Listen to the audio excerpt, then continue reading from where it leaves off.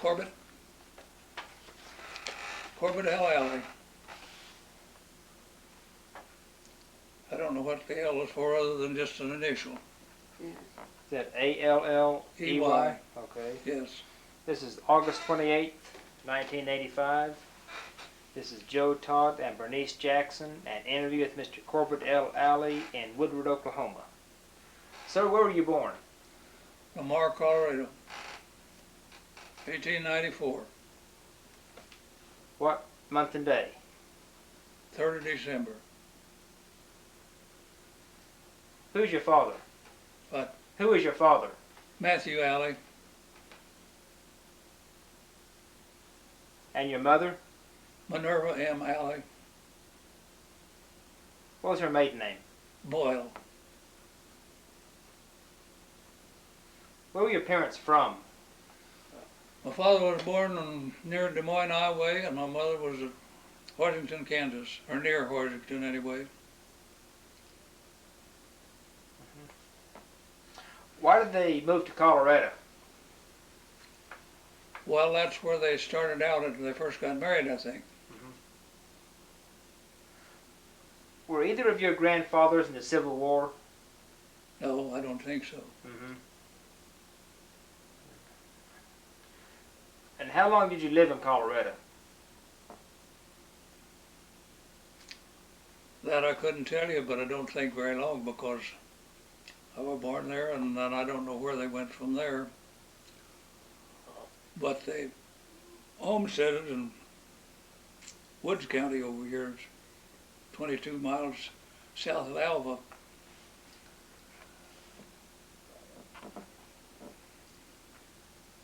When did the family come to Oklahoma? What year? What you mean, my parents? Yeah. Well, I was born in 1894. My guess is that they probably homesteaded there in 1896, probably. And they traded that to a guy, one of the neighbors, named John Whiteneck, which is the father of Dr. Whiteneck up here. And from there, there's a lot of travel in a covered wagon. And there was 1 year in Arkansas, and then we came to Oklahoma in 1900. Latter part in December 1900. Do you remember that trip in 1900? No, I don't remember nothing about it. All I can remember is when we got here to Woodward and went out there, the people that started the Purdue store, they was down here to a feed yard to get groceries for the store. They had already homesteaded out there. And of course, naturally, my parents and them was talking, you know, and they said, well, there's a place you can homestead there. Okay. They went out and looked at it and filed on that place, and that was our home from there on for quite a while. What year was that? Do you remember? Well, when they came to Oklahoma from Arkansas was 1900 in the latter part of December. It was these people that started the store. We was at their house for, I would guess, around 2 weeks. And them was the days when you built a dugout for a home when you didn't have the weather. And Did your father build a dugout? yeah, most all the houses then was a dugout or a soddy. How big was that dugout? Well, that'd be hard to give you a good answer, but most buildings like that where there's only one room, you know, probably 16 by 24 or something like that, just one large room was all that a dugout was, as I can remember. What furniture did you have in the dugout? Well, a bare necessity, I would say. I wouldn't be able to tell you other than what people just had to have them days, because people travel around in a covered wagon like most of the others that came here, you know. biggest part of them wasn't fixed to buy furniture and a nice home and all them things. The inside of the walls below ground, was it faced with plaster or was it just dirt? Well, the dugout was built in a bank facing the south. Mhm. You come out the south side on the level. How far back in the bank was it dug? Well, the length of the building, I would say, I'm guessing it's 20 or 20 foot at least, or maybe 24. But I'm guessing at some of these things now. I don't know for sure. The inside of the walls, were they covered? Just the dirt. Just the dirt. Then, of course, you don't know what might be hung up or something else when to take the worst off. What kind of a roof did your father fix over this dugout? That was native poles that you cut and laid just as thick as you could lay them like that, and then covered with any kind of material to keep the dirt from falling through, and then dirt over the top. The front was lumber and a door and a window. That was the size of the lumber in it. The front of it was lumber. Did he have to build the sides up with sod? No, It was just a bank here that just, like you can find in places, it's natural to build a dugout in. yes. How long did you live in that dugout?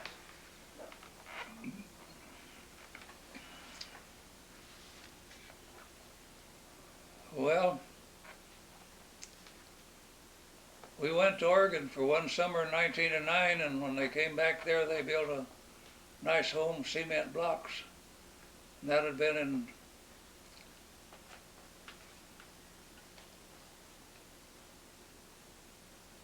1911, I think, when they built the nice home out there. It was a nice home for them, you know, four big rooms and a side-on anteroom, they call it, you know. Why'd the family go to Oregon? Oh, they thought it might be a better place than Oklahoma. How'd you travel? Went out on a train, came back on a train. What part of Oregon did you go to? It was a place they called Oceanside then, and it was about 60 miles southwest from Portland on the coast. Did you like it? Yeah, it was all right, but for Oklahoma people, I don't think it was the right place when it gets too much rain. Just rain in the wintertime, you know. It always accuse people of webs growing in their feet because it rains so much, you know. Where did you start the school? When I started to school, Yes, sir. well, when I started to school in, see, 1900, it's liable to have been 1902 before there's any schoolhouse built in our country out there, and that was a dugout. What was the name of that school? I don't know what they called it to begin with, but it wound up as Mountain View. Finally what the district was, but I don't know whether that was the name of it to begin with or not. Where was the school located? It is located on my father's place, which would have been in section 28, 2519, Woodward County. And the teacher was a man, and he got $30 a month to teach at school for 20 days. 3 months school. Now, did your father give that land to the school or just let them build the school building there? It was, well, I don't quite know how to say it, but anyway, as long as it's used for school purposes, it belonged to the district. But when it wasn't used for school purposes, it reverted back to the owner of the land.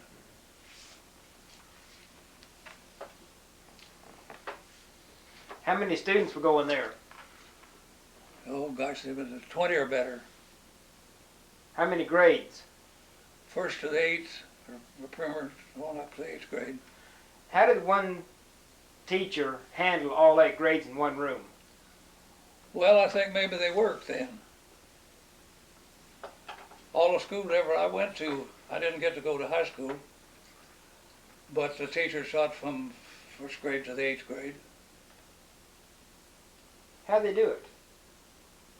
I don't know, they figure out a system and it's just as easy as can be, so apparently, no problem. If when she was teaching one grade, what did the other grades do?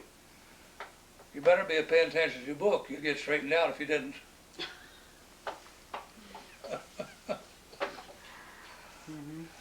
Kids then, I think most of them were like my parents. You better mind the teacher. If you get in trouble there, you're in trouble when you get home. So you better obey the teacher, not like it is now.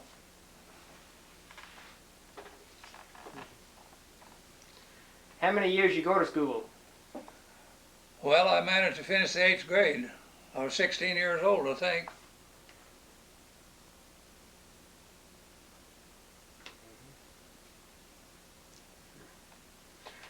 Tell me about some of your early Christmases. How'd your family celebrate Christmas? Well, there always had to be a Christmas tree, I can tell you that. And if one kid, he got one toy, he felt pretty good. We didn't have them to string all over the yard like they do now and leave them lay out and won't pick them up. What type of toys did you receive? What? What type of toys did you receive for Christmas? I wouldn't know how to tell you. I don't have any idea what it was. Be some toy or other. And along with the toy, you might have got some new clothes, you know. That was a Christmas present too.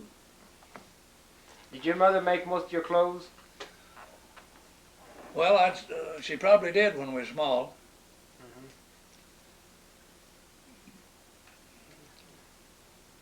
At the age we came to Oklahoma, there's only a few things that you can remember back that far. And there's 1894 and at the end of 1900, only 6 years old, you know. And there's things, probably if you hadn't heard it repeated, you wouldn't ever have remembered anything of it, you know.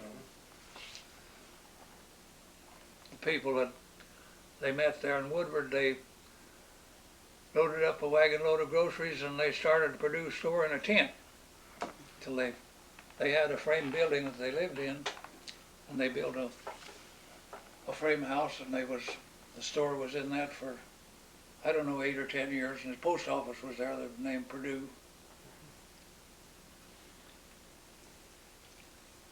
Tell us about Purdue. How many grocery stores, or how many stores finally? Only one store and a post office, all it was. Just people by the name of Sneringer was the people that put in the store and operated it, and I think that Mrs. Sneringer probably was the postmistress. I don't know some of those things. How far was that from your home? From where my folks' home was something like a mile or less. Oh, then that's where your mother did her trading or shopping. Well, there's things you bought there and other things that you got at Woodward. Yes, I understand. What chores did you do on the farm as a small boy? Well, the first thing I can recollect probably is carrying in the wood, getting water. When I become older, it'll help milk the cows, so on. Did your mother have chickens? She had everything with it, went with the farm. How many wagons you have on the farm? How many what? How many wagons? One wagon, well, to begin with, only one. Later on, then you had another wagon, you know, that you had a hay rack on or something like that. What brand were they? The ones they came to the country with was a Bain. And then later on, when they got a new wagon, it was Studebaker. Who made the best wagon? Who made the best wagon? Well, that'd be hard to say. They were both first-class wagons. This Bain was one of the old-time wagons, you know, the old wagon makers from, I don't know what date, way back. Were they the narrow tire? No, Wide. 4-inch tire, you know. That. What maintenance did you have to pull on the wagons to keep them going? I didn't quite. What maintenance did you have to do on the wagons? What maintenance? Yeah. Well, all ever I know if it ever had to do is put in a new set of brake blocks sometime. How did you do that? How do you do that? Yeah. Well, they're just made out of probably an oak, and there's a, well, I don't know the right word to tell you, but anyway, there's a piece of iron just like that, and it's set that way, and you groove the side of the blocks, and you just drive that down in there. That wears out, you put in another one. How do you operate the brake? Got a hand lever up here beside your spring seat, and the rod goes back to you. What about greasing the axles? You took the wagon nut off, pulled the wheel partly off, and put axle grease on there with the paddle. What brand of axle grease did you use? I wouldn't have the least idea. I don't know what brand it. I don't even remember a brand on a box of axle grease. But that's the way it was. How'd you take the nut off? Well, they called it a wagon hammer, and that wagon hammer was used in your double trees. Stick in here. It was this shape, but just about that wide. It fit on a wagon nut, so you turn it. Pin about that long, and it's used to hold your double trees on there. Georgia. There's two uses of it. How did you keep the tires tight on the wheels? Well, if they ever became loose, I never saw it done, but I've heard people talk about it. They took them off, and they hit them red hot, and I don't know what kind of, anything from a gunny sack to webbing of some kind that they put over the wood and put your tire back on and poured cold water on it, shrunk the tire in it. But to come out with, they were set at a factory, and there was rivets through them. But maybe a wagon 10 or 20 or 25 years old, you know, become a little bit weak, a lot of hard use, and then that's the way they reset. How much would a new wagon cost? Well, I'm going to say at that day and age $100. What would that include? What was standard equipment with the wagon? Well, you've got double trees, neck yoke, and a wagon box, which would hold 50 bushel of grain. The bottom bed, then there was sideboards on the standard, 26 inches deep. And probably 10 foot long. Now, some of these things might not be exact that I'm telling you, because I don't know. Did the wagon sheet and the bows come with that? No, you bought your wagon sheet and your bows and wagon sheet, so on. How Fix it so you, much they cost, the wagon sheet and the bows? gosh, I wouldn't know, but probably $10 or $15 would have bought them all, you know, at that day. What was the wagon sheet made of? Canvas, just like, it's heavy duck. See pictures of them, you know, on the wagon train and all of these places and some of these parades. Some people still got a covered wagon, you know, an imitation of one. Who was the local blacksmith in that area? Oh, we had several that could sharpen a plowshare, do a little welding. One of our blacksmiths out there in the cutter was named, well, his last name was Fakes. I forgot his given name. Another blacksmith that could sharpen a shear was named Renshaw.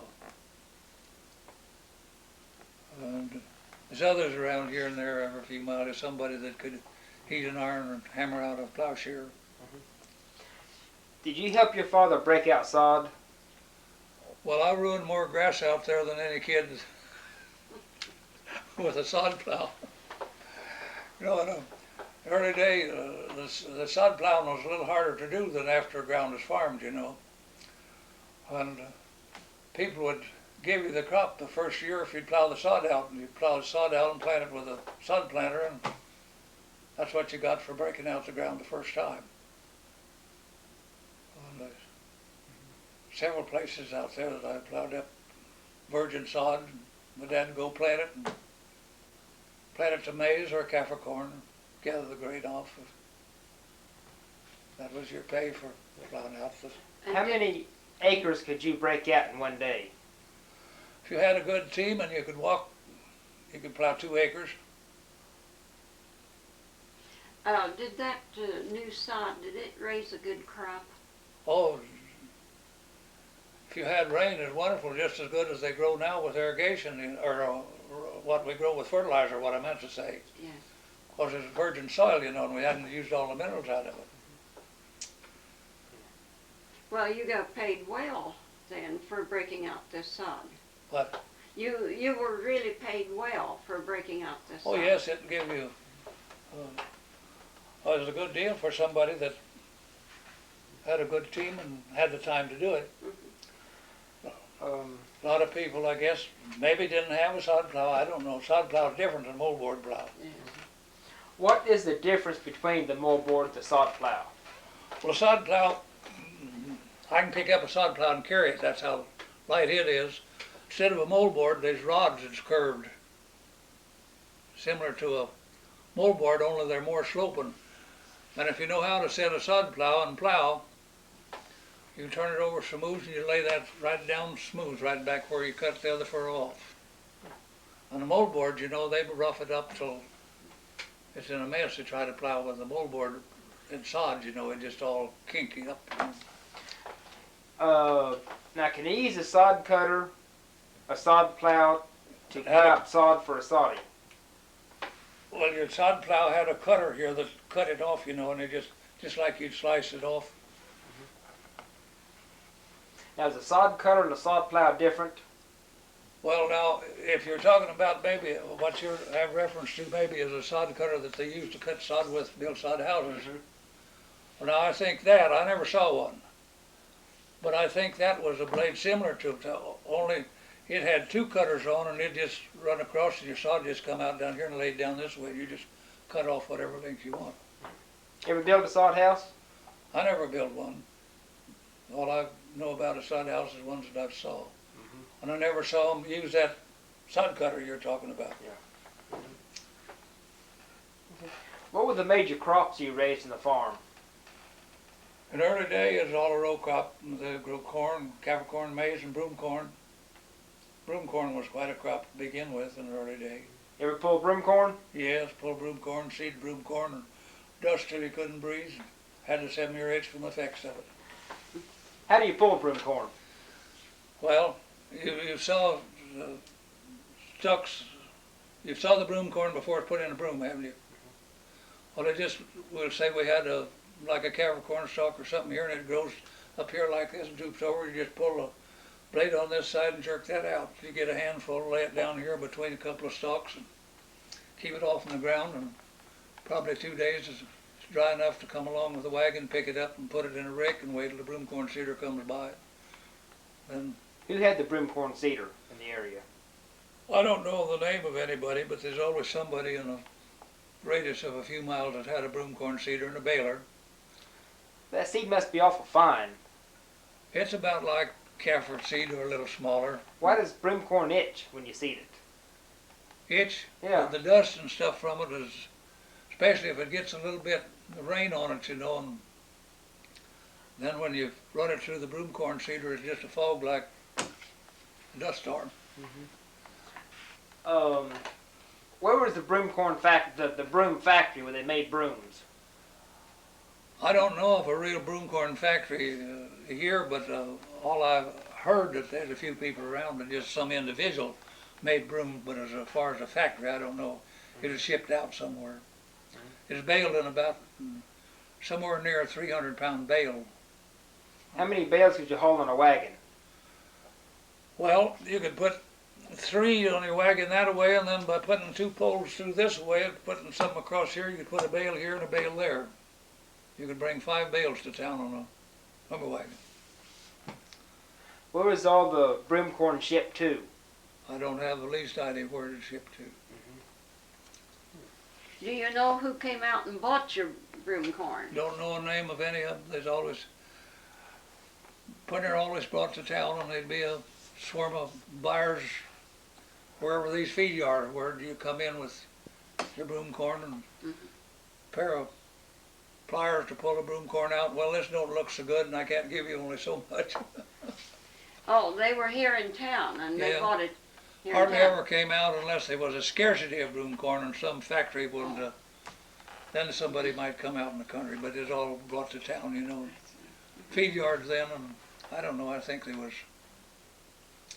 I'm sure there was 3, maybe 4 feed yards here in Woodward in the early day. What does the livery stable consist of?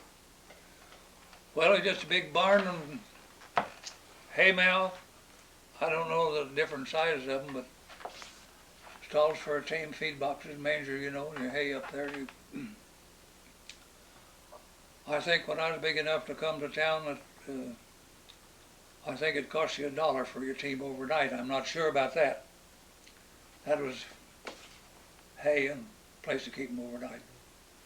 Now, was there a wagon yard with the livery stable? Well, your livery stable and feed yard and all was all in one. You had a big, well, we just say here down this side, and this side, and you come in here and you had a lot of room, you know, just in a sense a parking lot, but that wasn't what they called it a wagon yard then, you know. And did you stay in the wagon? Oh, you brought your bed with you and you slept in the hay mow. In the hay mount? Yeah, What's that?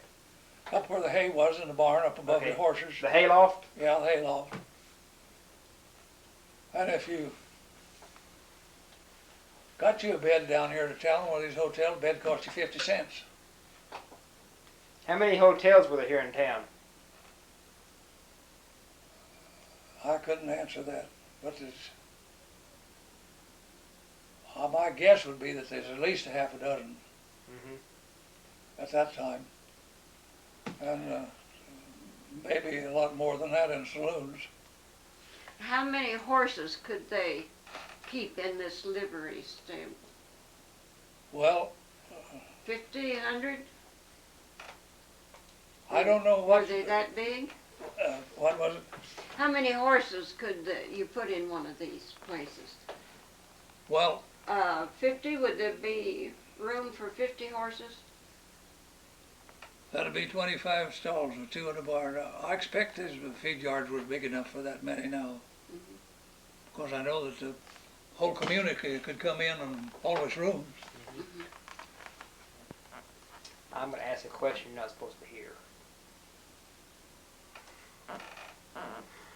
Were there any houses of ill repute here in town? But Were there any houses of ill repute here in town? I expect, I don't know. You didn't hear that. I can tell you. I know of one. That part I didn't know anything about. Yeah. Mm-hmm. Do you remember Statehood Day? Never. Do you remember Statehood Day when Oklahoma became a state? That was in 1907. 1907, that was when it became a state. Yeah. Do you remember that day? No. Mhm. No, I don't remember it. I suppose it's a celebration.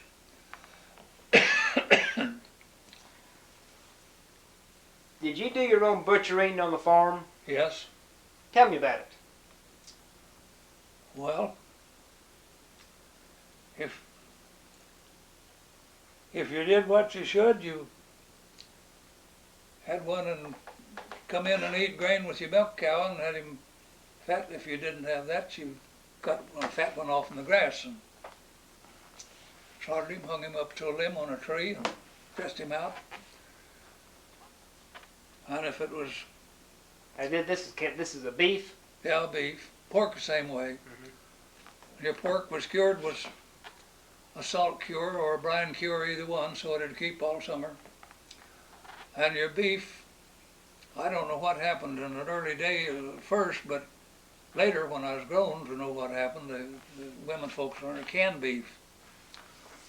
And it just as nice as could be, you know, just on this. Would your mother cold pack it, put it in a big can and with the jars and boil it for 3 hours, or how did she can I know the beef? that didn't happen to begin with. That came on later. Oh, But she canned, it'd be a cellar full of fruit and a big box full of meat, and there's chickens and eggs and milk and butter and beef and pork. And you didn't have to buy much in town, you know. Yes, It had to be that way or we couldn't have lived, nobody. that's right. How many children were there in your family? My brothers and sisters, Mm-hmm. 5. There's 3 boys and 2 girls. Were you the oldest? Yes. Well, everything fell on your shoulders then, about. Well, I think back in them days that everybody had their part to do. You did in proportion to your age. Yeah. They were taught to do something.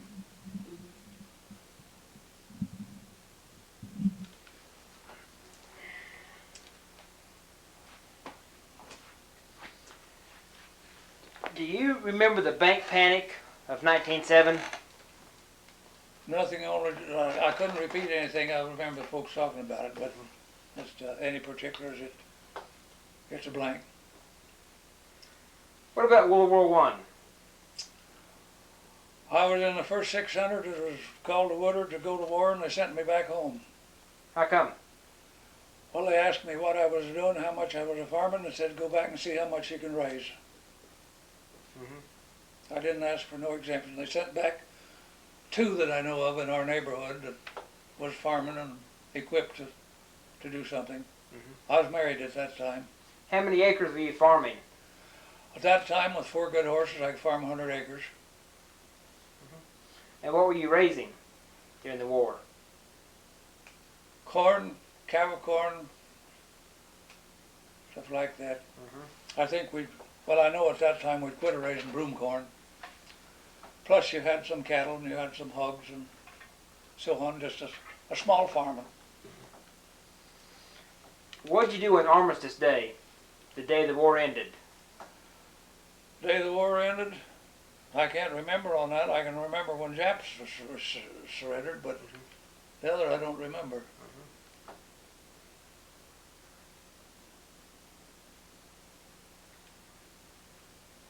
What about the flu epidemic in 1918 and 19?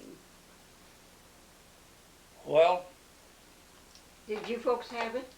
yes, whole neighborhood had it all the time. Our daughter and our oldest daughter, and she was just a small girl then, and 2 of the neighbors was the only 3 there was in the whole country that wasn't down with the flu at this one time. Well, yeah. Did you take it? Yeah, I had it. Still. What medicines did they use? Well, what they did after they learned it, just to go to bed and take care of yourself, not except when you feel better, don't get up and go to promenading around thinking over it. Then he had a relapse and he generally died from that. My brother was in the army and he said they stacked them up like cordwood, so many died in the army. So they didn't know how to do anything about it, you know. Where was this? Do you remember? But Whereabouts was this, your brother in the army? I don't know. Uh-huh. I don't know what place he was stationed.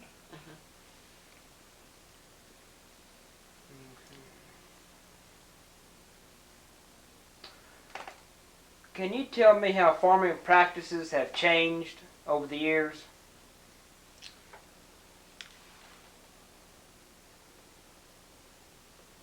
Well, I don't know how to tell you, but it's so great that it's undescribable to me.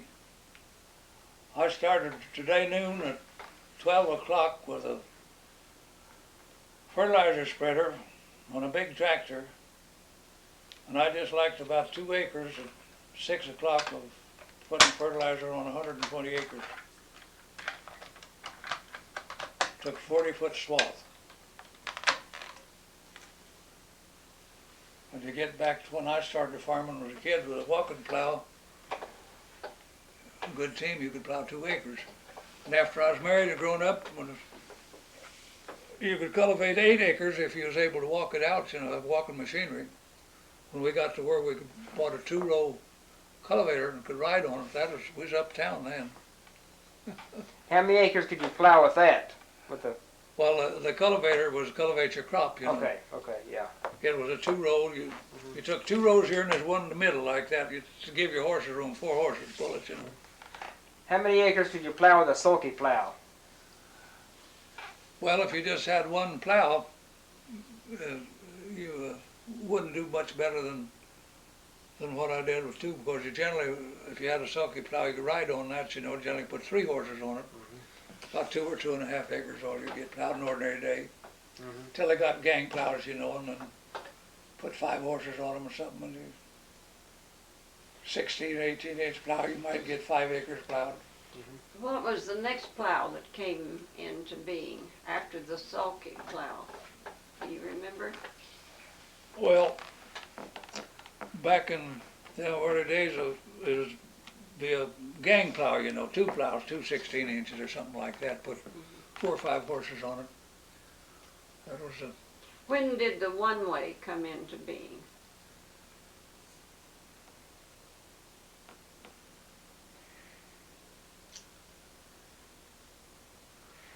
Well, that I can't answer.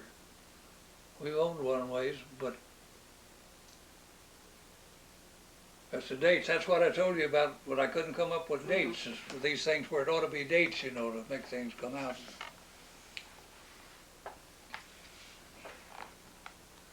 I don't know. Who was the bride? You told me you got married. Who was the bride? Gladys Fithen. She taught our school. I went to school to my wife. Oh, you did? I was 16 and she was 17. Well, When did you get married? 2 years and a half after I met her, in 1912. 1912. That's when we were married. you were 18? Yeah, and she was 19. 19. Well, When they tell you kids can't get married and get along, that's when they're mistaken. It's the fault of the kids that they don't get along. Yeah, I went to school to her one term. That's where I met her. Kids then, you know, in them grade schools out there, they always said they went to school till the desk got too small and you got too big and then you quit. The 1920s. 1920s? How'd you do in the farm in the 20s? Well, some of the years was great and others not so great. I can't recall the dates to know which was our good years and bad ones, but I think it was 1918 when wheat got up to, I believe it was 18. They was talking about $3 wheat, you know, and we was used to 75 and $1 wheat. The highest I got was $2.65, and my folks didn't have theirs all off. And I helped them with 2 or 3 loads, and they got $2.75. That's as high as I know what I'm getting. well, times was pretty good from about 1920 till 1929, wasn't it? Yes, as a rule. You got plenty of moisture and your crops were good. Yeah, we raised good crops. I don't know that we had a good crop every year, but I know we got along all right. And then when what they call the dirty 30s come along, you know, and you plant. When did you buy your first car? First car? I don't know, it was a used one. It was a Ford. Model T? Yeah, Model T Ford. Tell me about the dust storms. How bad were they?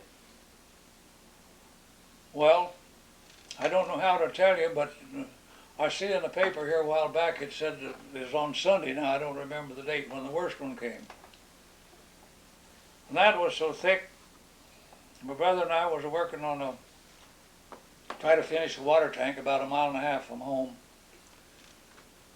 We saw this coming up in the north, it was just black, you know. And we decided, well, we better get from home, and we got in our truck, and we didn't only get about half of that 1.5 miles till it stopped. And you could only see to the front of your radiator. That's how thick it was. And we got on home, and the dust was so thick, we wet blankets and hung them on the windows and stuff so you could breathe straight out the dust. Did they keep most of it out? Your wet blankets would catch the stuff as it coming through. It was thick enough to choke you to death if you'd have been out in it, I think. Now, I don't know that it would, but there was a few people died from breathing too much dust. Yeah, dust pneumonia. Yeah, dust pneumonia. I've heard some people used wet washcloth over the face to breathe. Yeah, anything, a mask, anything that head off of moisture, you know. What caused those dust storms? Well, all I know, we just didn't have no rain and no rain and no rain, and just the country so much territory got so dry, and when the wind came up, we get dust storm from different directions and get different colored dirt when it blew in.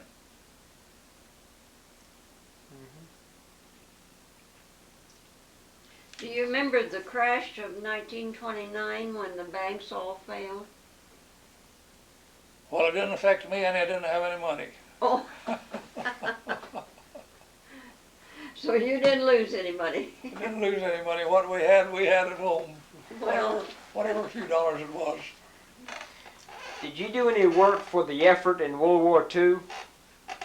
Nothing, only what they consider to go home and see what you can raise and produce. If that's, I don't know how you count that, but What was your reaction when you heard about Pearl Harbor? it wasn't good, I can tell you. I think somebody was sleeping on the job to let that happen, as bad as it was. You say you remember when the Japanese surrendered? I was in Kansas City. We shipped some cattle to Kansas City, and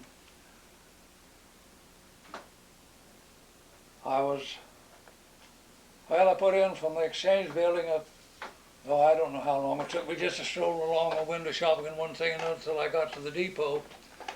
And how many blocks it was, I don't know, but people began coming down out of the building. They got so thick you couldn't go.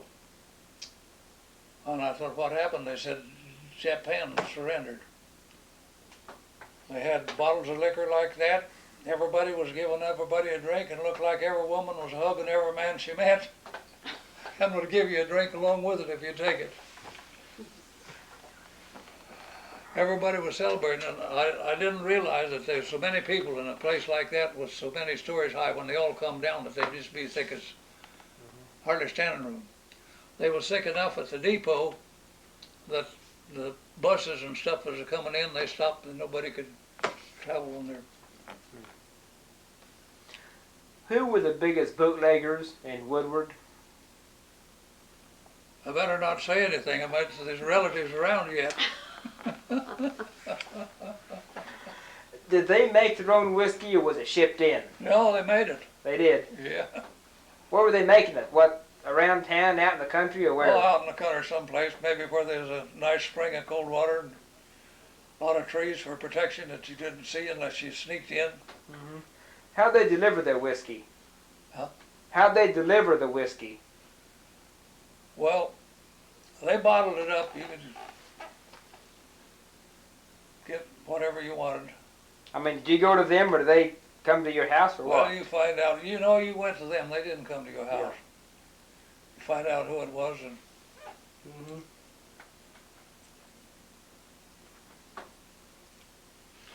what do you think about the atomic bomb being dropped as they did? well, I think if they hadn't, we'd have lost thousands and thousands of people. Our boys, I think it should have been done. Mm-hmm. April 9th, 1947. Yeah. Where were you?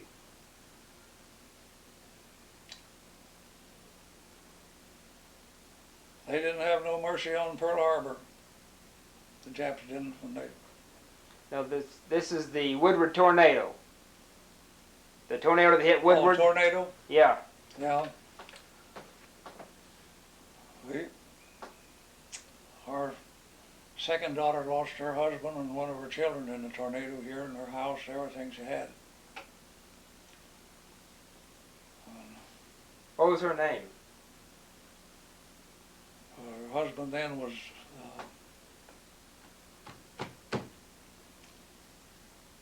Giddens? Hmm. Was it Giddens? No, that's the man she married a few years later after the, Hutchins. I'll think of it in a minute. Yeah, I've interviewed her. Hmm. I went to Kansas and talked to her. Oh, Agnes. yeah, Agnes. Yeah. Our first name, first. Was it Hutchinson? Hutchison. Yeah, Hutchison. Hutchinson. Olin Yeah. Hutchison was her husband's name that's Mhm. lost in the tornado. Where were you during the tornado? We was out to our ranch out here. How far out of town was that? We live about 20 miles northeast from here. Mm-hmm. Did the tornado touch your place? No, Didn't do any damage? no, it was about, where it passed through the country, it's about 3/4 of a mile east of our house, but it just come right down the canyon. One of our neighbors there, they come over to our house about 2 o'clock in the morning, see whether we was blown away or not. It didn't kill none of them, but it just tore up everything they had there. Did you know what it was when it passed? Didn't even know anything about it. Did you come into Woodward the next day? Yeah, we was in the water the next day. Our son that was here in town, he was out there the next morning early and told us what had happened. Olin Hutchison and one of the boys that got killed, and Woodward was in his Now, Olin was your son-in-law. son-in-law. Yeah. What did Woodward look like? Well, the part that it went through, for boys that had been over in the war, they said it just looked like a bombed out city over there. Now that's the best I can describe it. Up Main Street there was glass and derbies, and where the old post office used to be, there's 2x4s and stuff drove in that, sticking up there around that, just splitters and stuff. They just glass and derbies all over for you to walk through. And everything from, well, the southeast part of town was not hurt so much, but this part, the northwest part went through this way. Pretty near everything was completely to partly demolished except the elevators down there, cement elevators. How large of an area was destroyed? How many blocks? I don't know how to tell you there, but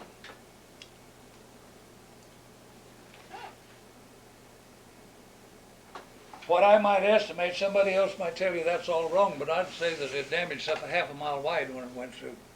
It wound around through the country and out here, I don't know the exact number of miles, but it showed that the storm come out here and then it split this way and went a circle like that and come together again. And then there near our place, it showed where there was a tornado set down here and come right down the canyon and joined into the main storm. And another place, I rode all them hills, looked after pasture. What we didn't have, I looked after another maybe 3,000 or 4,000 acres for Harrison's that they had down there. There was another place where a tornado had set down and just run about 1/4 of a mile or half a mile down and raised again. That night there was, nobody will never know, there was so many tornadoes. The main storm and there's just a tornado here and another one here, another one here. I don't know whether other people was at a place where they could see what happened, but you could tell these, you know, they just come down. Here's the path of the main storm. They were all kinds of papers and paper boxes, wooden boxes and stuff from over our wheat field that spilled out around over the side. I think that there was stuff that fell out around the edge of it, a mile wide maybe. Did you help in the cleanup or help with the wounded? No, I wasn't down here to that. We had all the problems we had. The other boy, that our daughter, he was flown to Oklahoma City. He was unconscious, and I took her to Oklahoma City. And we had all the problems we either on. Our son and I don't know how many others down here was helped everything they could. What hospital was your grandson taken to in Oklahoma City? You know, I don't know. All I know that he was flown down there, and I took his mother, our daughter, down there, and my cousin Earl went with me down there. And there was, well, I don't know how many others from here, you know, the ones that was in serious condition, you know, that didn't think they'd live. I don't think the boy came to for 2 or 3 days or 4.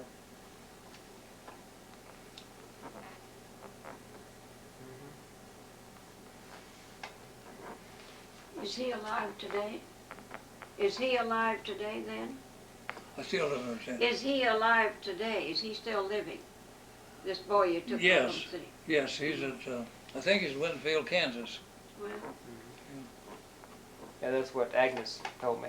oh, And he doesn't, no don't- memory of it. he don't remember the storm. She said that the only thing he remembers, his father told him to lay down. That's the last thing he remembers. Well, And yeah, we went up to Kansas and interviewed your daughter. And we talked to her. Yeah. We heard the interview over the Yeah. TV or radio, I don't know which, we heard her voice.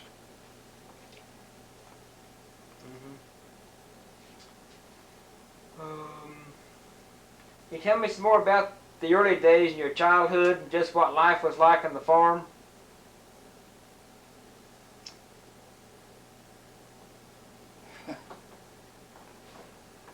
Well, I know one of the things when you're a kid, you got up early enough to help milk the cows before you went to school. And you helped milk the cows when you got back, and then when you got bigger, why, you helped do the fall work and you didn't get to go to school till maybe first 2 weeks or the first month was gone. what games did you play at school? What games did you play at school? Oh, I don't know, every game that ever Baseball, happened. did you? Baseball,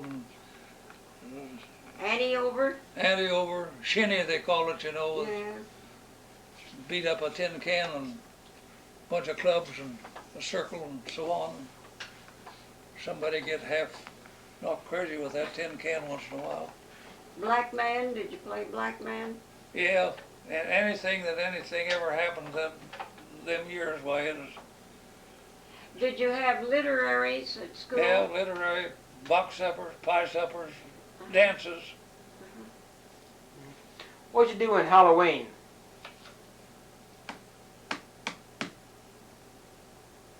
I don't remember doing anything, all I can remember a few shiveries I went to. Tell me about a shivaree.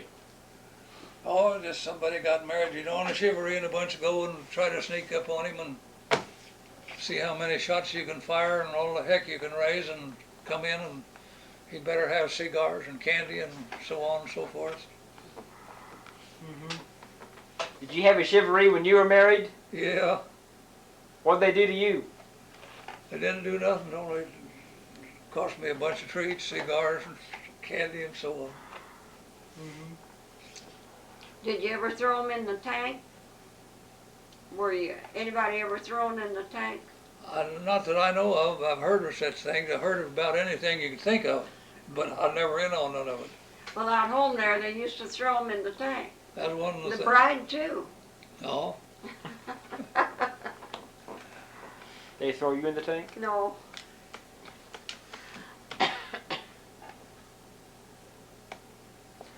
On the farm, what time would you get up in the morning?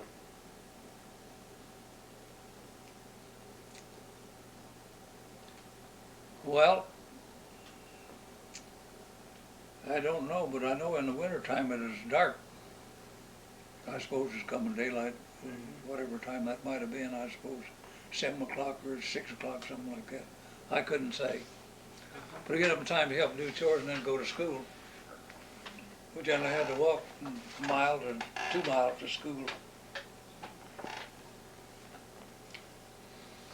What did downtown Woodward look like in the early days? Well, it wasn't a very big place, and there was liver barns and saloons and so on, and board sidewalks where there was a sidewalk. Dirt street. What were the streets like when it rained? Just like our muddy roads where they're not paved. Have any trouble crossing them? Well, I never was down here to town when after a big rain and see what it was like, but all I know it was there's no pavement. And Did you ever meet Campbell Houston? No.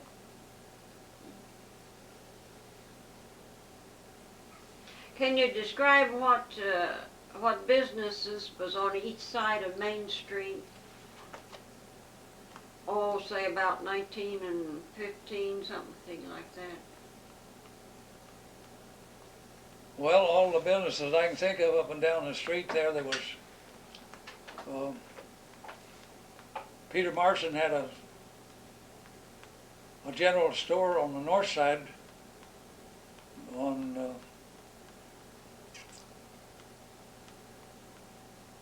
well, I don't know, it was, see, 8th. It was probably between 8th and 9th on the north side. Martison's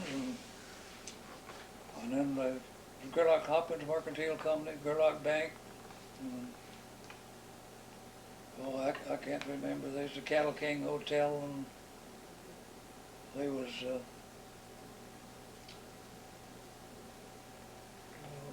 gosh, I can't remember and the Yoakum had a eating joints down there that he'd get meals ready, and it was on the north side, just where the grain elevators are, across the track, and about a block north, and his eating joint was right in there. When he got meals ready, he'd take up the street, and he had a cow horn. He toot that horn, you could hear it for, I don't know where, when dinner was ready. What did a meal cost? 25 cents, You ate it family style? family style, everything you wanted. They didn't feed you pie and cake, but you had plenty of beef, potatoes, and vegetables, everything that anybody would need other than dessert. And, What did coffee cost? Cup of coffee? well, that Dad Yoakum, they called him, was he made 3 kinds of coffee. Weak, medium, and strong, and that strong was a little bit thick. And the coffee went with the meal, all you wanted to drink. And there was one eating place that you could buy a meal here that I heard my father talk about. You buy a meal for 15 cents. He said there wasn't everything, but there's plenty of meat and potatoes and things like that for 15 cents. Did you ever know anyone that was on the old cattle drives? No, not personally. Did you ever work a cattle drive? No. No, nothing, only just to help the neighbors or our own. Round them up and taking the Freedom to ship out of there when we shipped to Kansas City. So you took the cattle to Freedom. Yeah, to ship, that's where we ship out. Was that the Freedom, railhead? Freedom or Salt Springs. Yeah. The railroad went on out for the, Salt Springs was closer after they got the Where was Salt Springs located? well, you would, I'll have to figure a minute to tell you about where it is.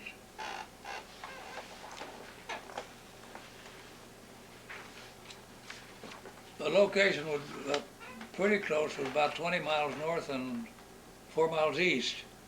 Would be maybe within a mile of it, I don't know exactly. Because we went on the county line between County Harper and Woodward. We went straight up the county line and then jogged over and went across Buffalo when we hauled wheat. They had a store there and a bank, and I think there's a grain elevator and some kind of a cafe or something or other, place where you could eat. Well, that was quite a little town. That was quite a little town. Well, it was like all them little places that started when the railroad was built up through there, you know, and then most of them, they vanished after a time.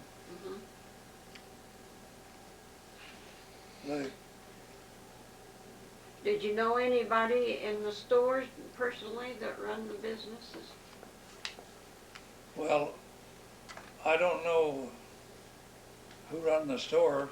There's different parties they'd hire to run the elevator. I don't know what company owned the great elevator, but one of our friends run the elevator there one summer named Charlie Bird. But the other time, I don't know who run that. Where did it get its name? Just one of them things like come out of a clear blue sky, Salt Springs. They might have been a saltwater spring around there or something, because it's Well, how close was it to those salt mines up there? the Salt Plains is just a short distance east. You cross the Buffalo Creek to get to Salt Springs. Buffalo and the Cimarron comes together, you know. You know, I didn't know about that town until this morning. Had you ever heard of it, Joe? What's that? Salt Springs. We shipped cattle out of there a few times. They had a bank robber to rob the Salt Springs Bank once. And Oh. Did he get away? no, they caught him a little later. What'd they do to him? Him and some others got the 10-year sentence, and they served 7.5 years of it. Did he try to get away horseback, or how did he? On a horse, Oh, he rode a horse. rode a horse Uh-huh. on a blizzardly day, Oh, and he held up the banker, and I don't know how much money was in the two bank, but he made a mistake. He was an amateur at the deal, I guess, because he'd already took the banker's gun, and the banker carried out the money and set it down instead of the guy making the guy back up. He'd stuck the banker's gun in his pocket, just barreled down like that. Well, when he stooped over to pick up the money, this guy was an athlete from high school freedom. He just reached over and pulled his gun out and cracked him on the head and knocked him over.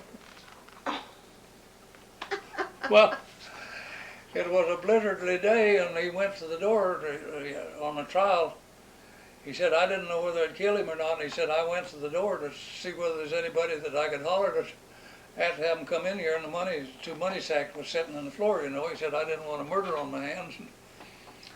And this guy come to in about 3 seconds and a shooting, but he was so dazed he never did hit the banker. But when he got on his horse, the banker hit him and stomach right here and followed around the bullet to his backbone, and they had him parked over there in our neighborhood for 2 or 3 days that I didn't know about. And they finally undertook to get him to a doctor, and they got caught along the road, and 4 of them that was implicated in the deal sentenced to 10 years and served 7.5 of it.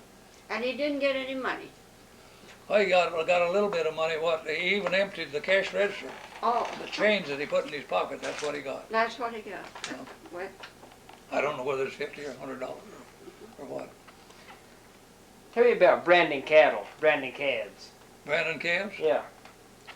Well, all you need is a lot of muscle, and back in an early day, you know, they didn't have cattle chutes like they've got now. They was just throwed down, and about 2 good huskies. If you small stuff, somebody handled a hot iron is hit in the fire, whatever your brand was, burn his hair. How many calves did you brand at one time? Whatever a man owned, I never was to a large outfit. I've been where there's 300 and 400 branded at a time. And how many men would you have branding calves? Well, Mr. Selmon down there, that we'd go help, they had one pasture that had 400 cows in that's next to us. They generally, by the middle of June, just before harvest, the boys and I'd go help them, and they had, well, the most they counted down there one time, they didn't have no corrals or nothing. They did all their work right out in the wide open, just like they did 100 years ago. The cowhands was the corral. They had two guys that opened the calves and dragged them out, and 2 guys to hold them, and they was dehorned and castrated and so on. And we leave home at daylight, and we have wound up, eat dinner, and it all done. With the most that I ever there that had help was 19 guys. do you remember any other towns, little towns that sprung up and lived a few years and then vanished? Oh, I don't know. Besides Salt Springs and Oh, they was Purdue. Pringin, Osiris, and I don't know, Lovedale, that's on the railroad. I don't know how many there was, just here and there was started a little store, you know, and when people didn't have no cars or anything, you know, they traded these little places. But as soon as they got cars, you know, they'd go somewhere. Mm. Well, I've enjoyed this very much, and you've given us a lot of history. You were afraid you weren't going to give us any history. Well, to me, it don't mean nothing. Yeah, but it does to the children that's growing up that wants to know how their father, their grandfather, and great-grandfather lived. It means a lot to them. And that's the reason we're saving this history. The history of your life for the future generation. That's right. Well, Because like you talked about the wagons, we don't have wagons to work on anymore. People don't know how they pull maintenance on them. That's what we're saving. See, you every day we live, we make history. well, there's some days I don't believe we make very much. Well, anyway, what I'm the proudest of was we was married for 71 years and we raised 9 children. Oh, great. Name them for us. Name your children. Well, I'll start at the top. Merlin, Lois, Agnes, Jack, Don, Eldon. We get called the younger one nicknames, and I have to think a minute and tell you what the name. Eldon, June, Corbett Lloyd. The youngest one's named after me. Our Well, daughter lives here. Maybe you're acquainted with her. I don't know. June Duggan. I haven't met her. I've talked to her on the phone, but I haven't met her. And my other daughter, when I get a hold of her, I'll tell her not to talk so much. Oh! Which one's this? Our oldest daughter, Lois, was the one that met this thing. Mm-hmm. A lot of things like the bank robbing, something the kids was interested in. You know, they were small when this bank robbing deal happened, and they. This guy, I don't know where he came from in our country there, and he parked over to a guy that wasn't too long. He's one of the guys that served 7.5 years for being in it. But he was no relation to this guy, but he introduced him and his nephew to know to everybody. And my gosh, when they was caught, then they come in asking questions, and I think everybody in the country was up there to Buffalo at the trial except my wife and one other woman. I was up there for 2 weeks. Well, Well, anything else? were any of the banks here at Woodward ever robbed? I don't think, not that I know of. Can you think of anything else to tell us? Well, the end of the bank robbing deal was, I always said that if somebody had enough information, could have written quite a story. The jailer's wife and daughter, which was a grown daughter, they fed the prisoners there in Buffalo. And this guy that robbed the bank, which is in Harper County, he was jailed there, you know. And this girl and the bank robber got acquainted and fell in love. He went and served his 7.5 years and came back, and they got married and lived ever after happily. Well, he'd made his mistake and he had corrected his life. Well, And aren't you glad that he changed? well, it sounded good. Now I don't know. What was their names? Do you mind telling me? I don't know what the name was. Oh, I believe you do. You don't want to tell us. I just wondered if I'd ever met them. I think, well, not unless you lived here 50 years ago or something like that. 40. We lived out here for 52 years before we sold out and left. I talked out of turn. I didn't have no more idea selling out than How come you sold out? I talked out of turn. Selman's north of us there was a big rancher for this country, you know, and he had 2 sons growing up. And one of them figured on getting married, and for that day and age, we had, it wasn't a big home, but it was a nice home.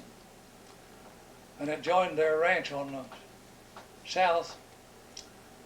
And he figured, well, there's a house already built. The other boy had gotten married and built a house. It cost him a lot of money then, you know, for a nice home. He wanted to know if it'd sell out, and I said, no. He said, you'd sell out for a price, wouldn't you? And he said, I said, I might. And I told him what to take. He said, we'll take it. I hope you gave a big price. Well, it was a big price at that time, $50 an acre, you know. Yes. Yes, that would be. It was a wonderful deal for us. We bought twice that much land in Nebraska. We bought 4 sections up there for the same money, and there's better land. Well, And then when you sold out, did you move into town? Which, When you sold out, what did you do? here, we sold out here. When you sold out your farm? Oh, we put in a year visiting friends and looking all over the west half of the United States, and wound up and bought a ranch in Nebraska. Lived there for 6 years, and none of the boys wanted to farm. The 2 youngest, well, not the 2 youngest boys, but Dean, the boy we lost, and the youngest boy, I said, give you half interest in the outfit if you want to stay with me, and we work it, and they neither one wanted to do it, so we was there 6 years and sold out. We had, with what we bought 2,448 acres, I think it was, and we had 3/4 lease. We had 2,888 acres. Built a nice home on it. And I thought there would be where I'd want to stay, but nobody wanted to stay with it, and you couldn't run it yourself. You had to have hired help, and a lot of this hired help don't please me. So many of them that they haven't been taught anything, and then so many of them haven't been raised on a farm, and they don't know nothing. They're good people. I'm not don't mean that they're not good people, but unless you grow up on a farm, you're just out of luck. That's right. They talk about taking these kids and tractor school and stuff before they can go run a tractor and so on. And okay, he can drive a tractor, but you put him out there, and the problems I have every day, I don't know what he'd be worth to you. He could probably drive a tractor around and around, but I don't know what good they would be. They wouldn't be no good to me. Well, did you come to Woodward then when you sold out in Nebraska? No, I went, spent another year looking around, Oh. visiting friends all over the West and Canada and whatnot, and bought a little farm in Colorado and spent 16 years there. Well, And we gave $300 an acre for that place and sold it for $1,050 an acre and come back to Oklahoma. I'm supposed to be retired. yeah. Well, you are. When did you lose your wife? A little over a year ago. Oh, well, you had a real good life together, didn't you? Yes, we did. That's great. Well, Well, thank you. Well, you're welcome, but I wished I could have had dates and one thing and another, and I told you things that would have sounded important to me.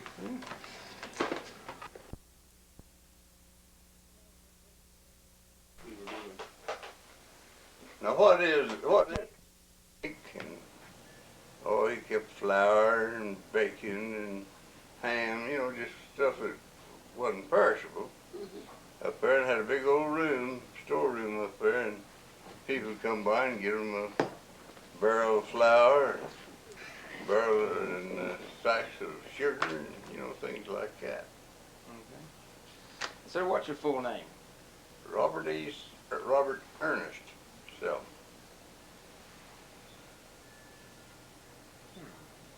Okay, this is August 29th, 1985. This is Joe Todd and Bernice Jackson, an interview with Mr. Robert E. Selman in Woodward, Oklahoma.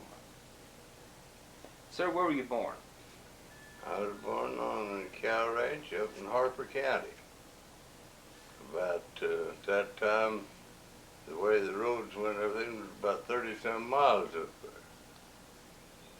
And when's your birthday? 4th day of May, 1912. 1912. Who's your father?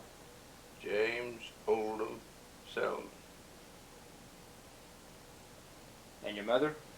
Lena E. Selman. What was her maiden name? Ernest. Ernest. Where are your parents from? Oh, my mother and her people came from Missouri. My father and his people came back right after the Civil War from Georgia. Were either one of your grandfathers in the Civil War? Yes. Which one? So grandson and father, Selmon was rabid Southerner. It seems like the story Wet's father told me about that the Yankees captured him. And so they turned him loose, give him a mule. And father said that he got back across those rebel lines and traded his mule for a gun and went back to kill them damn Yankees. What was his name? My grandfather, Yeah. Esri. Esri. I believe that's right. I'm not. Any more stories you hear about him in the Civil War? No, not a great deal. They had a bunch of slaves in the plantation there, and then the war broke them, so they left there and went to Texas. What part of Georgia were they from? Oh, there's a town in there by the name of Selma, Selmi. And they were in there. Whether they're supposed to be named after my people or not, I don't know. And they went to Texas after the war. Yes, What part of Texas? down by Fort Griffith. I've got a grandfather and two grandmothers. I lost my original grandmother, and she died, and he remarried. And so both grandmothers and my grandfather are buried at Roundtree. That's down by Seymour on the Brazos River. Down Why did they move to Texas? there. Well, it was broke, and they were very unhappy where they were. The plantation had been burnt, and they thought they could get out there and get lost from all of that background and start over. What kind of work they get into in Texas? Oh, it was mostly cattle work, such as that. Some of them got into, we had one of my father's uncles was a Texas Ranger. And he killed John Selman killed Wesley Hart. Was that his name? John Selman? John. And he later became an officer down on the border of El Paso and down that country. What year was your father born? What? What year was your father born? 18, well, died in 55, and he was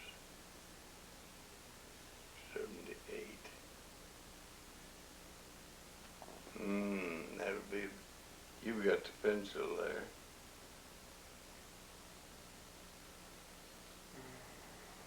It would be about 73. About in there. Might have been a little before then. Did Because he came to this country in 86. Working for a man by the name of Tandy, A.H. Tandy. who is he? He was a rancher, had a lot of cattle, and he was using a lot of this land north of Woodward here, in the Indian land. Now, did he have the land leased, or was he just using the land? He was just kind. He hired out to this A.H. Tandy, the old man. I met him finally years and years ago. And Mulholland was his name. He was from Higgins, Texas. And he was the wagon boss for A.H. Tandy. Is that the man that owned this big 2-story or 3-story house up there Yes. on the They're buried up here in the cemetery. They got a big old iron rail fence around The their Tandys. graves. Yes. Father helped build that house.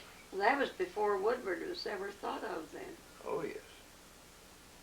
Now, this was back, way back there. Mhm. See, I wasn't born until 12. This- And that house had to have been built in, probably the late 80s. Mhm. I'm just guessing at that. Well, I've been told that there on 13th Street was the Corrals. Yeah. And there was a stream running through there. Now, Father said that when Tandy sent him down McQuinlan, and he got cedar logs, big cedars, and brought them in there, and all the inside of that house was, the uprights and everything were all cedar logs. Quite a house. When did Mr. Tandy come to this country? Oh, now this is a presumption. I would imagine it would have had to have been about the middle 70s. Now, did he come to this country legally, or did he just come in and just start ranching? Well, he just came in. Now, then they had, as a rule, they would lease from the Indians.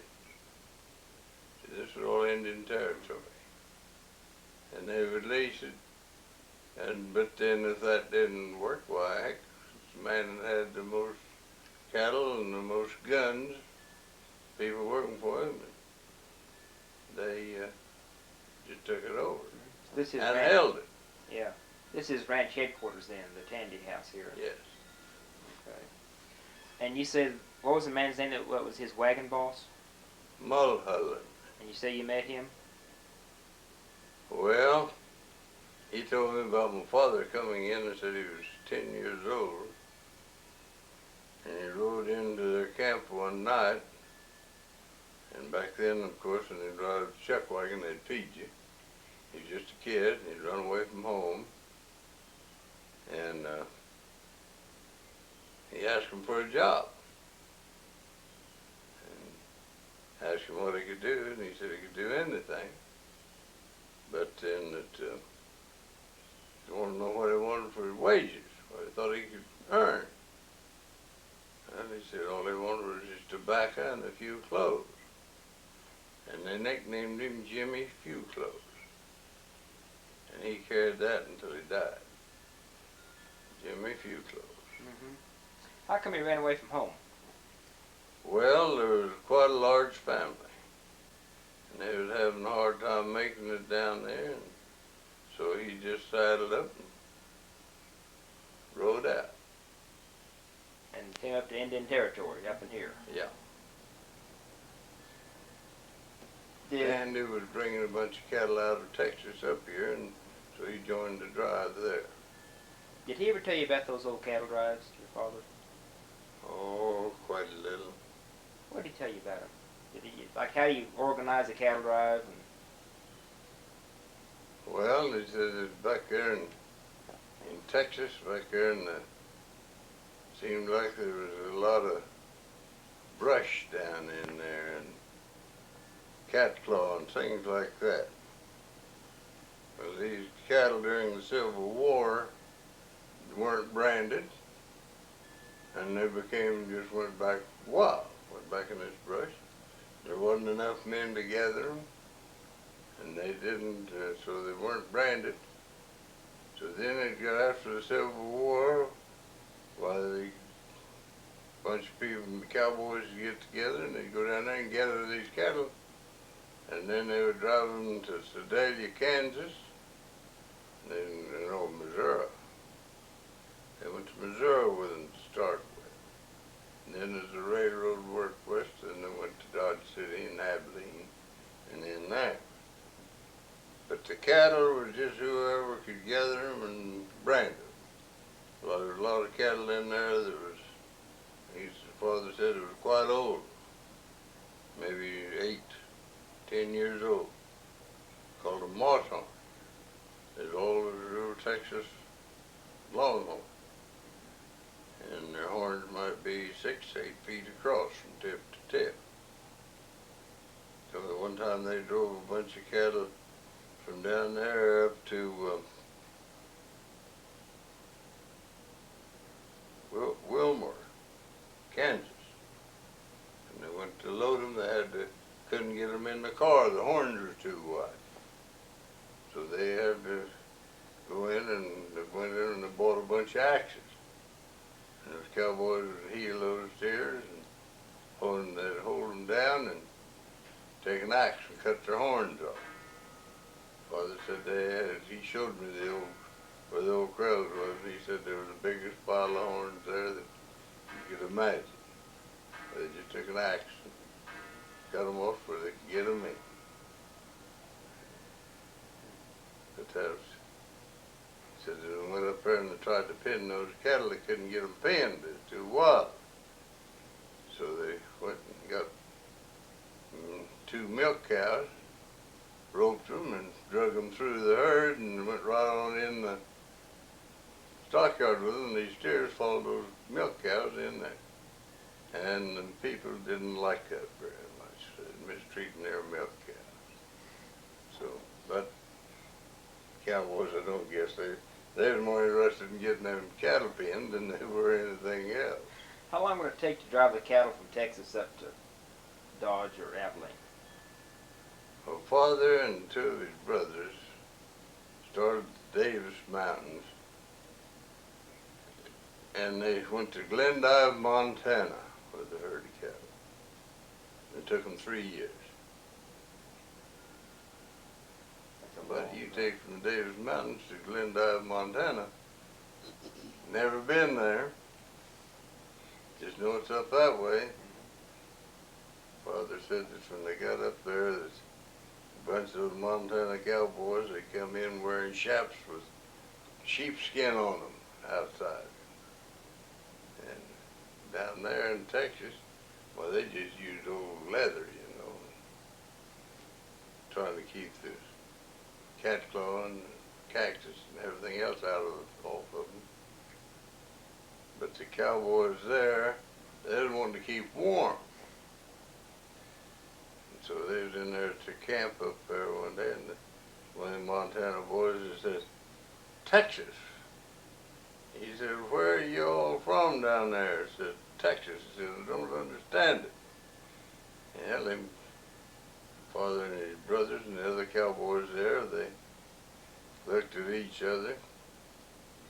And they said, "We don't know where Texas is, but it's down there on that Matador Ranch somewhere." That was what they thought about that country, you know. How many miles a day would they travel? Oh, Father said that some days they'd get 14 miles maybe, some days they only get 3 or 4. Weather had a lot to do with it. And when they got up into Wyoming and up in that country, well, they didn't make the mountains, and they had to go ahead of the herd and find trails that they could get through. And one thing or another, it wasn't easy. And he had one brother get killed. He got killed up there. And another brother stayed. And the father and Uncle Green, they came back. Now, how do you organize a cattle drive like that? How many men on it? How do you Well, start? they get so many, they figure out how many cattle they've got and how far they're going, and figure as close as they can how many horses they'll have to have. How many for each rider. And then they will have to have some extras because horses break a leg or, you know, such as that. And they had what they called a remuda, and they would carry those horses along with them, changing horses maybe as much as twice a day. He was wondering how many people they had helping them. As a rule, it would take, say if they had 3,000 cattle, why they would figure that they would need 12, 15 men to handle them. They had to have chuck wagons, they had to have a bedwire wagon, and they had, everything was hauled either by wagon or by pack horse. wagons. And such as that, and it was quite. What are the different jobs in a cattle drive? Hmm? What are the different jobs in the cattle drive? What are the different jobs? Yeah, what does the different men do? Well, you will have possibly 2 men that would go in front of the cattle, maybe as much as a day, you know, so they wouldn't get caught up a canyon and get trapped against a river or something, you know, because they had to cross all of those things. And they would send the scouts ahead, and they would break a limb off or mark the way they was going, so then the people, the point riders, could follow that trail, follow along behind them. And so you had those 2 men in front, and you had a rule, you'd have 2 men on point, one on one side of the herd and one on the other side of the herd. And Father said that there was steers or cows, mostly steers, that would get in front of a herd of cattle, and they would lead those cattle. They was the leaders, and then when they got up in the morning, stretched, and started grazing off, the whole herd just followed. And he said if they had a good one, good lead steer, he was worth more than 10 good riders, because he would hold them together and go and be working the general direction they wanted to go. And I noticed myself in driving cattle there, if you're driving them, we've moved cattle from different ranches that Father had, maybe take us 5, 6 days. We'd have our chuck wagon, and when this was back before there were too many fences. But now then, of course, everything's fenced and roads and such as that. It would be awful hard to drive a herd of cattle very far. Old man Pat Hamilton, he'd come up with the idea that he was going to drive a herd of cattle to Oklahoma City. But he got over there on the river and went down the river. Well, he could get along pretty good that way, but that was some years ago, and I doubt very seriously now with the county roads all graded and everything, it'd be a little hard to move a herd of cattle a horseback anymore. You know. What other jobs are on the cattle drive? What? Besides the lead men, what other jobs do you have? Well, then you'll have men that are along the sides, that's keeping the cattle in. In other words, a cow or a steer is liable to just want to start off up a path somewhere and just go. Well, if it does, there'll be some others following him. And so they had to keep turning them back into the herd. So those would be the line riders, and then the boys bringing up the drag. They're the ones that ate all the dust, and they're behind the cattle. And they would have to whip them. Sometimes they'd whip them, sometimes just hollering at them. But as a rule, when they was moving cattle like that, they would just hit a steady old walking pace and just keep it up all day. Well, when they did that, everything was fine. But if a storm would come up or something like that, maybe they'd have a prairie fire or anything that would disturb these cattle, then they would run. And when they run, they would scatter. And that was a very dangerous time. How do you stop a stampede like that when the cattle got away? Well, if you can get the point to turning around, and get what they call to mill. In other words, the lead steer, he's going around like this, and all the others are following him, and pretty soon the whole herd is milling. Mm-hmm. And they work at it that way. And they would, they can have to gather those cattle. Yeah. And those cattle would be wild, you know, and running. Here's the manager this morning. She went that way. Pauline? Running pretty well out, getting tired. slow down and they could turn them. Of course, they tried to keep them headed away from the brush and back into a mountain or hilly country. They kind of keep them, together, and which was very hard to do because you take a bunch of cattle like that, you don't get in front of them because they'll just run over you. And there was a lot of men killed just that way. And maybe a horse at night. And Father says that the night was bad, and especially when lightning and storm. And I know myself when I was just a kid, why we was moving a bunch of cattle. He had a ranch down by Glacier, Texas, and we was moving, and they was moving them down there, and I wanted to go along. I wasn't about 5 or 6 years old. Well, Father decided that he'd let me go a ways, and I'd have to come back home. So we went, started out. We stayed all night, or he let me stay all night with him, one night.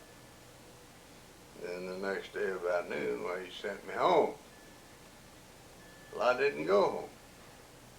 I just rode over the hill, and then I followed him and come back in that night. And they only had supper. Stayed all night with him. Well, so the next morning when he put me on my horse, he used his rope to the best extremities, to the best of his knowledge, and I went home that time. Because there was going to be more of that. But then, one night they had a lightning storm. And the cattle had a lot of horns. A lot of them was horned cattle at that time. And the lightning, while we were riding around them, trying to hold them together, they'd up and wanting to move. The lightning, foxfire they called it. And it would hit, be on the steer and it'd run up and down his back, and down his tail, and then maybe onto the ground. Just like electricity, just ball of fire. And be out on each end of his horn. And I don't know now, I haven't seen that in years. But I can remember that when that was back, that would have been 60 years ago or better. But we don't seem to have that kind of electricity. Perhaps you don't know about those things. But that foxfire, and then, you get a bunch of them like that, looks like a Christmas tree out there, just lit up, And cattle would see that, and they would have to frighten them more. And sure lose a herd awful quick. When you lose a herd, how long does it take to get them rounded up again? You don't know how rough the country is that you're in. If it's rough country, the Father said that a lot of times they just didn't ever get them all back. And they'd trail them back up these canyons into water and one thing or another like that, and then they'd all start bringing them back in, throwing them together. And when they'd get them together, well, then they would take and start out again, count the herd, and the Father said that a good drover never lost any cattle. I said, well, Daddy, how could you keep from losing them? He said, well, if you leave some cattle back there, then you pick them up going on down the road, on down the trail, so try to find cattle that aren't branded and such as that. But you always want to get there with close to the same number you had when you started. And so in other words, they were just picking up other people's cattle, but their cattle was still there, so they could gather their cattle and just trading cattle, really. Mm-hmm. But, of course, I guess they would hang a man for that, especially later times. But then, The boys driving that drag, they determined it used to be that they didn't want to have any calves, baby calves born on this drive. So the baby calf just can't keep up, and they got to go on. So a lot of times they would kill the calves, and then they would have to take and as a rule they would take and maybe drag that calf behind their horse or wagon, and these cows would follow that scent and go on. Otherwise they would be trying to go back to the last place that they seen their calf. And you know, cattle are very strange in that respect. That you can, the cow can hide a calf, and that calf, if you come along and scare him up and he runs way off, you think, oh my God, they'll never get back together. But that baby calf will go back to where he'd been laying, and that cow will come back to where they're there. And it's nature, I guess, takes care of those things. What about the chuck wagon? Does you just have one cook on the cattle drive? As a rule, they might have a helper. As a rule, Father said when he first hired out, why he had to take care of the horses and gather firewood for the cook. That was probably the lowest job you could get. Now, do they carry the firewood with them or just pick it up when they stop? Well, a lot of times they knew the area they were going through. A lot of times they would have as a rule, what it was a cowhide. They'd have it tied underneath their wagon. And, you know, so then they would take wood or cow chips, and buffalo chips as a rule, so they'd be dry, sew them in this, what they called it, possum belly. They called that thing a possum belly. You know how a possum will put their young in their belly? Well, they'd put in their wood and their cow chips in this hide that they called possum belly. I hadn't thought of that word in a long time. But then the chuck box, I've got Father's original chuck box out at the ranch now. And I'll tell you, they are a marvel. If a woman could have one of them in place of her cabinet in there, it wouldn't take up near as much space and store a lot more in it. What was the main food they cooked on the cattle drives? Beans and sourdough biscuits. Mm-hmm. They would always have a pot of beans, a pot of coffee, and they just, a lot of times if they was from any Mexicans or they're out of old Mexico or down there along the Texas border, they'd always have a lot of peppers. And they would really eat pretty hot food. Why? I don't know. But they said that, did you ever know a Mexican having a heart attack? So. I heard those peppers are good for you. A Mexican have a heart, and what is it, an Italian, he eats garlic. Anyhow, they think the peppers and that garlic has quite a little to do with man's health, and it might have had that. But that would be it, and a lot of times they'd have rice. You see, they had to carry things that weren't perishable, because they didn't have a refrigerator back then that they carried with them. And they carried their water in a barrel, wooden barrel on the side of a wagon. And a lot of times they'd get wigglers in them. I don't know, one time I was down in the Davis Mountain down by Van Horn, Texas, buying some cattle, and they had a chuck wagon out there. So I went up there and I didn't drink coffee back in them days. Just didn't care for coffee. But by gosh, I went up there and eating was dinner, and the beans was a little hot and the meat was pretty well sauced up and everything. So I went over to the water keg and they had a gourd, and I just reached down there and got that and started drinking, and felt something on my lips. I looked down in there and just some little old wiggle worm just running there. And I tell you what, you strained everything that you drank through your teeth, because then I understood why they all drank so much coffee. At least they cooked those wiggle worms. Oh goodness. What does the wagon boss do on the ranch? You mentioned this wagon boss that your father knew.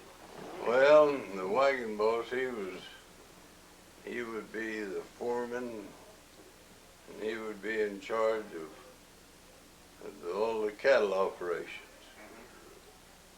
horses and cattle and such as that. The wagon boss, he would be, well, he could be, you might call him the crown prince. The owner would be the king, and he would be next in line.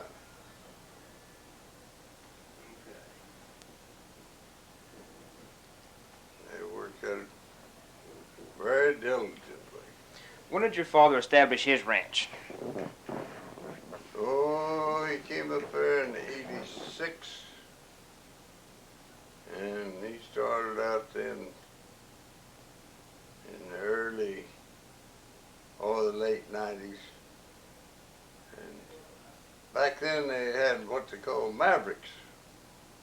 And I've heard some of the old cowboys talking about Jim Selmon. Yeah, he said he had to buy a steer so he could get a brand, but he said that steer brought in 17 calves. That's one steer, that's 17 calves that full. See, if you had a brand established, then you could brand what they call mavericks. I guess Father was a pretty good hand with the rope. Hot iron. Now, you could buy a brand? Yeah, in other words, I'd say you'd buy a steer, and that you could show ownership to that steer. All right, then you'd put a brand on it. All right, that's your brand. Then that would entitle you to go and brand other cattle. Mavericks, as they call them, because they didn't have any brand on them, and maverick would have to be 8 to 10 months or older. If a calf is still sucking, and you brand it, and they find that a calf is sucking the cow with another brand on there, they hung you or shot you right there.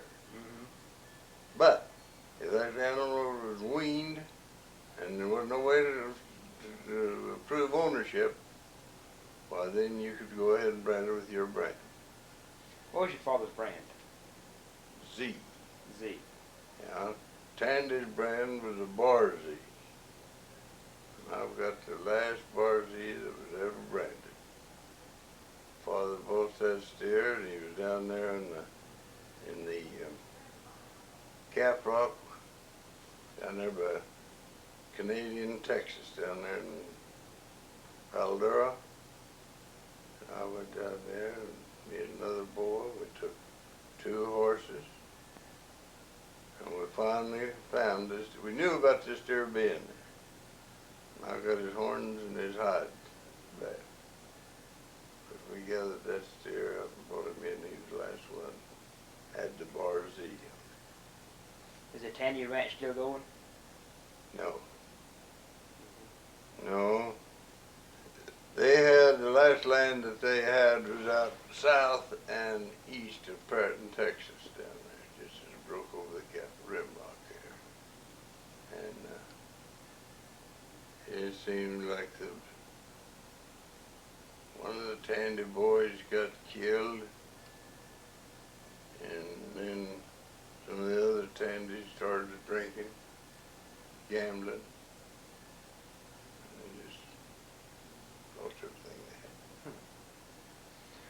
When this land is open for settlement, how did that affect your father's ranch? When it was open for cattle. For settlement, the homesteaders coming in. Well, back then, just before that happened, they had to move all the cattle out. In other words, when they had to run, there wasn't supposed to be any cattle left in here at all. You had to have them off of that land. Of course, some of them didn't do it, and that's where they got the name of Sooner. They take those cattle and take them over in a big old canyon and hide them.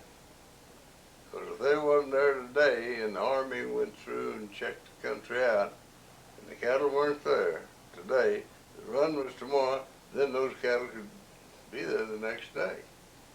Well, now you're not going to drive that many cattle that far in one day and get back. But anyhow, that's the way it worked. So, did your father have prior rights on his land since he was already established here when they opened it? No. When this land came open for settlement, nobody had any prior rights. How did he keep the ranch together?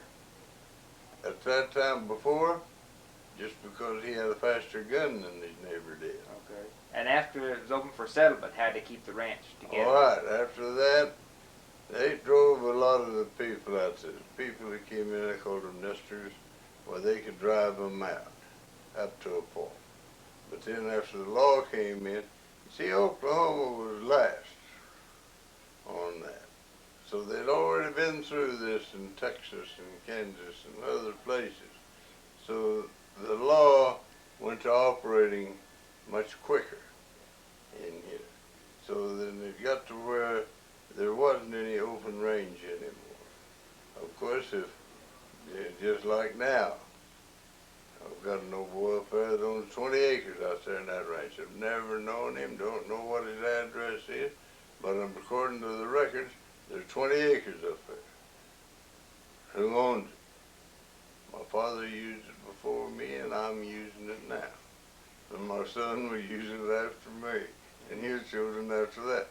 Because I did have them check back abstracts or check into it as far as they could. And they tried to buy it. It's on top of a gyp knob up there on the Cimarron River. And hell, I owed him $10 an acre for it. This has been some time ago. And they had an abstractor and lawyers do it, but then they wouldn't take it. They wanted $200 an acre for it. Because hell, there's no way they can get there. Just out there in the middle of my pasture. There's 4,000 acres in that one pasture. So, you use that. Just like, now then I've got 2 town sites, Salt Springs and Lovedale. Well, I've had the right, what the heck's that word?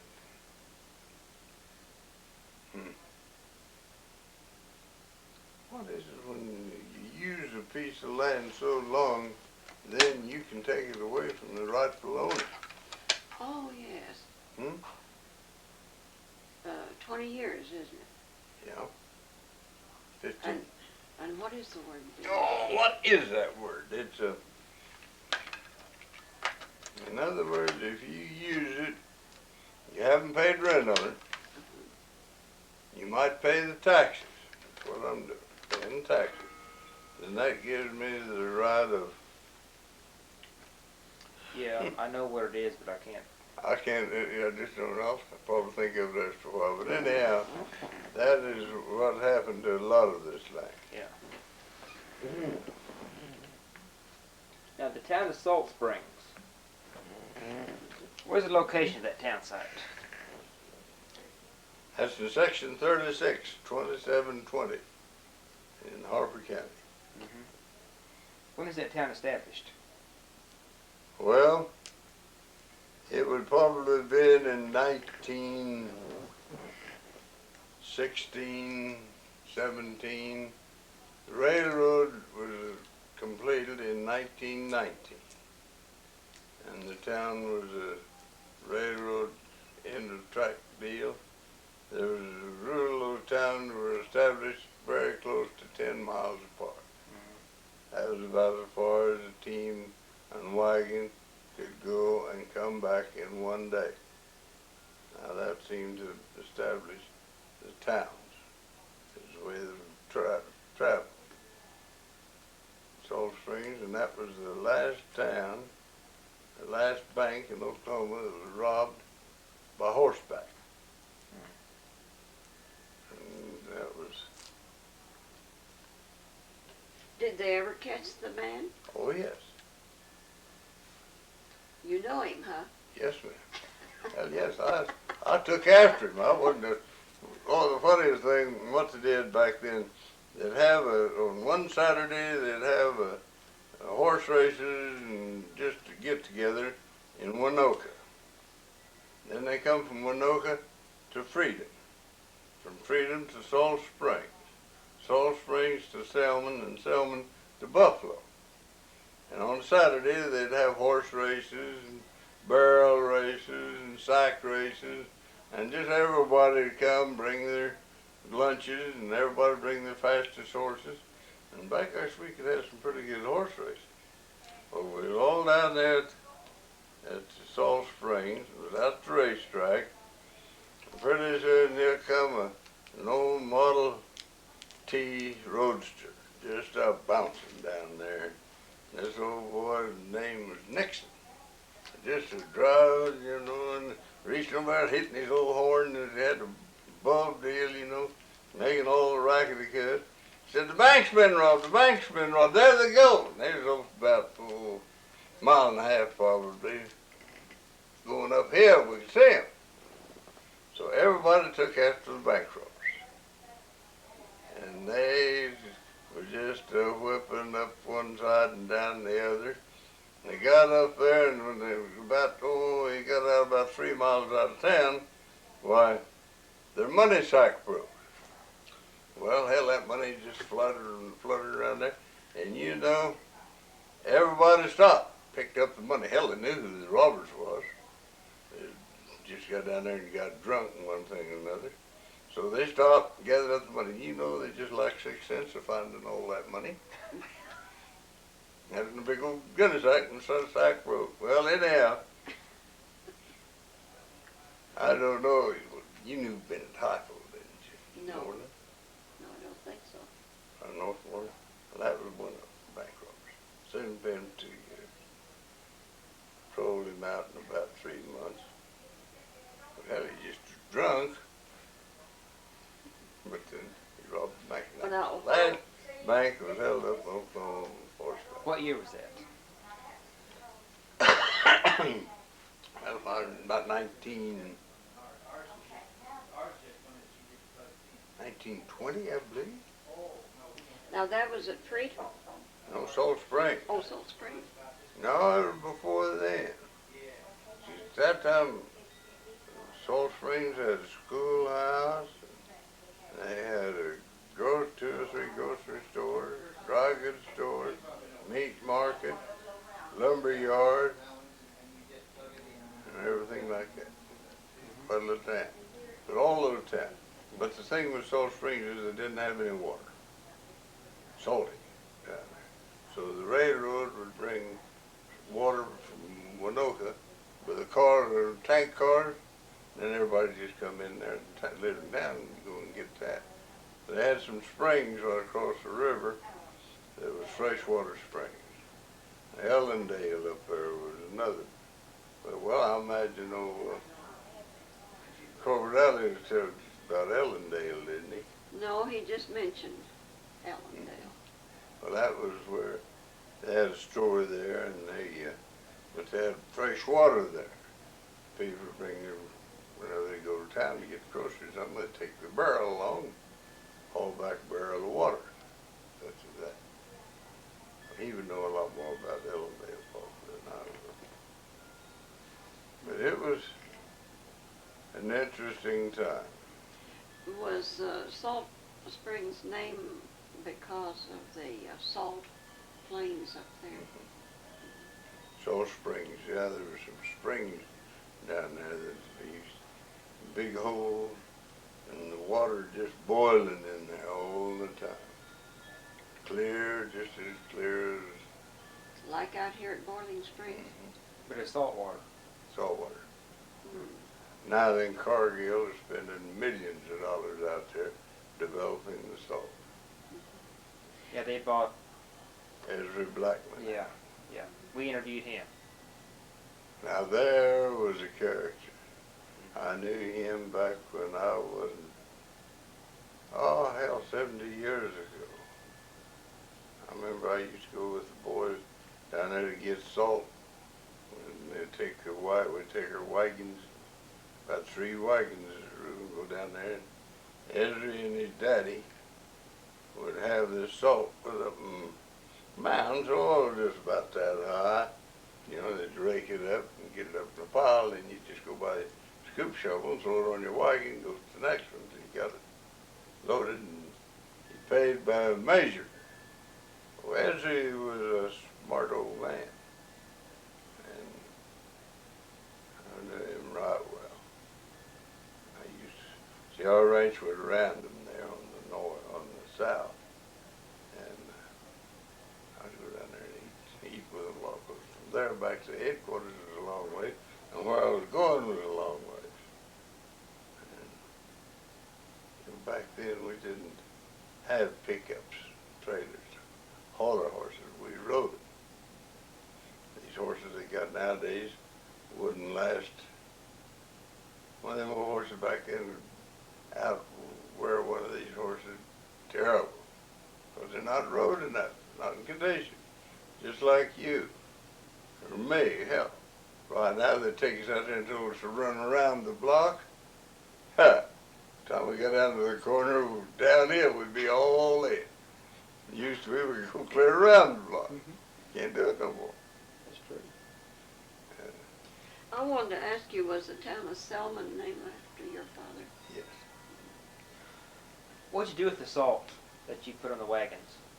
Take it back to, and then we would take it, sack it up as a rule, and then when you sack it up in the gunny sack, you get hard. And then when you take it out to feed your cattle, you just cut it square out of the top of the gunny sack, and Helen cattle would eat that salt up thing, you see. How much would you said that he sold that salt by the measure? Yeah, so many inches. In other words, if you bought a wagon load, he'd measure your bed, and he'd know how many bushels that bed would hold. And he'd charge you for the bushel.